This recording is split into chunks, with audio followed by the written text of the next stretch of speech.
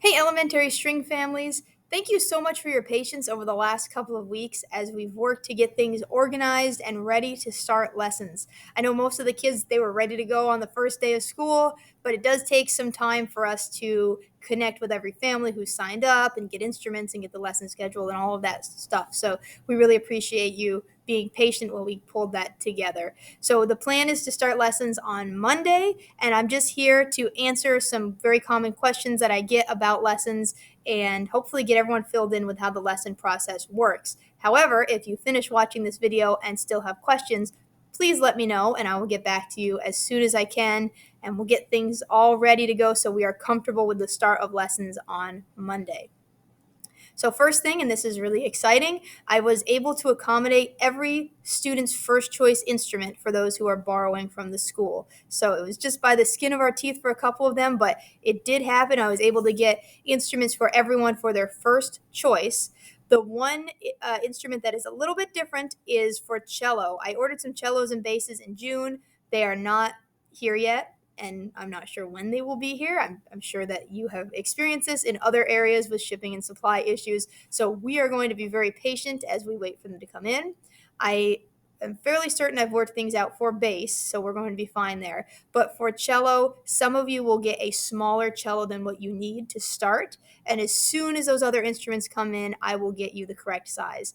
In the grand scheme of things, having a little bit of a smaller cello for the first couple of months is not the end of the world. And so I think students will be fine. It's not really going to impact how they learn the instrument, and they'll switch right into that next size very easily as soon as it comes in. But I just wanted you to be aware of that.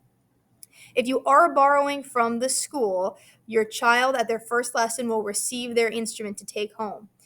In the case for that instrument is a loan form, and we're asking you to read that form and sign it and get it back to us as soon as you can. This is an agreement between you and the school district saying that you are going to do your best to make sure you return the instrument to us in the same condition that we gave it to you. We are very fortunate to have these instruments. Many families have benefited from them, and so we just want to make sure that they stay in good shape. And so we appreciate you helping us in keeping them up and running and working for students in future years. On that note, there are a few basic instrument care points that I wanted to share with you right now, because if you've never played a string instrument, you might not know or have thought about these things. And I will share these with students on their first lesson, but as parents, I wanted to make sure you are aware of them. The big thing is that we want to make sure that we keep our string instrument in a room temperature environment as much as possible. Obviously, going on the bus or in the car on a very cold winter day is not ideal, but that's the way that we're just going to have to deal with that because that's the way things are in the North Country. But I want you to think about where you're going to keep the instrument that you have either borrowed from us or purchased or are renting, because that's going to be an important spot for your child to know when they get home they're going to put the instrument there. You want to avoid having it in front of a heater, in front of any sort of vent, in front of a fireplace. Avoid putting it in a basement or on a porch or somewhere that's going to be cold. And so think of a nice spot. Often, most kids will keep it in their bedroom, but think of a spot where you can keep it that it'll be safe, away from pets and away from maybe opening doors where cold air is going to be blowing in. So we want to keep it away from anything too cold and anything too warm. Another thing is that sometimes, and this is just a very common accident that happens that I like to try to prevent if we can. Students will be playing their instrument. When they put the instrument down, let's say they're going to step away for a minute, first of all, it shouldn't go on the floor, it shouldn't go on a chair, it shouldn't go on a table, it should go in the case. But a lot of times they'll put it in the case, close the lid over, so it's very well intentioned. This is not an accident that no accidents happen on purpose, but this is something that if you just aren't thinking about it, you might not realize could happen. So they close the top over and then they walk away and do whatever they were going to do. If they don't come back to the instrument, the next time they pick up the case, they grab it by the handle, the top is not latched, it comes open and the instrument falls out. That's a very, very common thing that happens. So my rule of thumb is anytime you're not playing the instrument, put it in the case and latch the case. It only takes 15 seconds to do that, and it's worth the time to make sure the instrument stays safe. The last thing I'll say, and this is something that I know students get a little bit annoyed with, but it's the way that we do things. we do not use our bow when we first start learning our string instrument.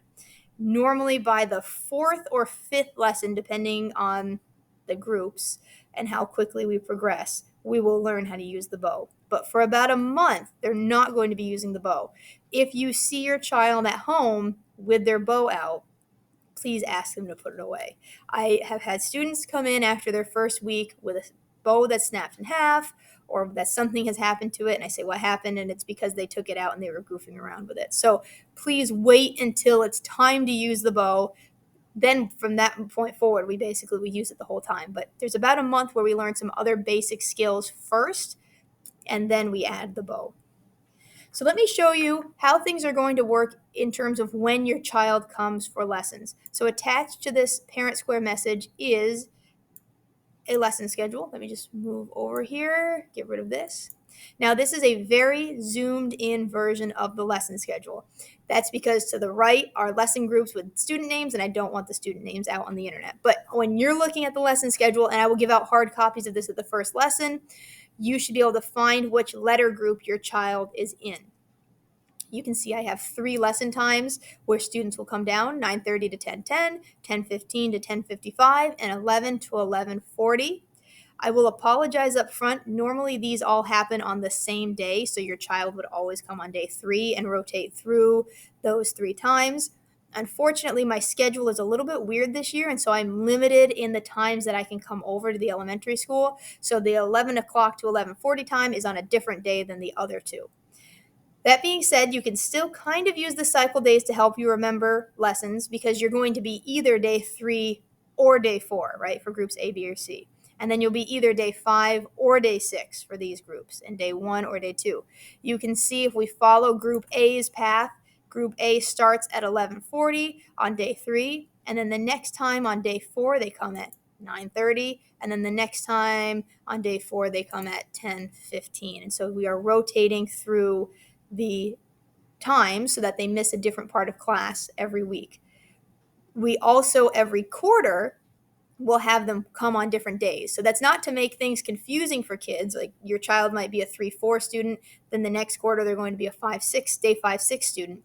That's because we want to make sure if we're pulling them out of special areas, they're not missing the same special area all year. So let's say, for example, art for you is at 10:15 on day 4. For the first quarter, if you're group C, you will miss art basically once every 3 weeks. But we will only do that for the first quarter. And then after that, you'll miss a different special. And we really hate to pull kids out of specials, but that's just the structure of how our lessons work. And that's the way that our school does lessons, is we pull them out of class.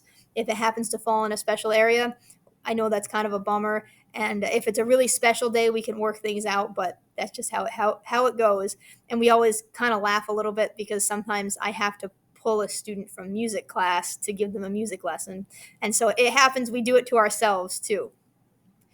It's very important when it's your child's lesson day that they remember to bring their instrument. Obviously, for the first lesson, unless you rent it and have it in your possession, you don't need to bring your instrument. I will send you home with one. But like I said, I gave out most of my instruments. And so if you forget your cello and it's lesson day, I probably won't have one for you to use. However, I'll still have students come down. They can sit and watch the lesson and see what we're learning. They just won't be able to actively participate in the playing with us. Now, the big question that I get every year is, what happens if my child can't come to their lesson? Because obviously that happens. There's illness, being out of school for whatever reason you might not be in school, a test in the class, or even like a fun activity in class. I don't want students to feel bad that they're in lessons and being pulled out and missing fun things. So if once a quarter they miss a lesson, it's not the end of the world, and we have some things in place to help make up for that if they do miss a lesson. The first thing is that every single lesson group in the elementary school, except for group A, is on the same lesson sequence. So group A, these are my students who have previous playing experience. They're going to be doing more advanced things. But groups B through I are all beginner groups, and they are all learning the same thing every week as each other. So if your child is in group B and they cannot come to their lesson, they are welcome to come with group C, D, E, any other lesson group that is doing what they're doing. it would be helpful if I knew ahead of time that they were coming, but really I just want them to be there. So if you can work that out with them and make sure they know to come down, that way they can get the material and still have the lesson. And that's worked out really well in the past. On that note, if students can be really responsible and remember their lesson time and come down, that will not only save me from having to interrupt their teacher by calling up to class, but it'll help us get things started right on time, and we'll get the maximum amount of time out of our lessons. So I know that first week it's going to be a little awkward for them having never done it before, so I will call up the first week. But by the middle of the year, we really try to get students in the routine of being able to come down without being called down.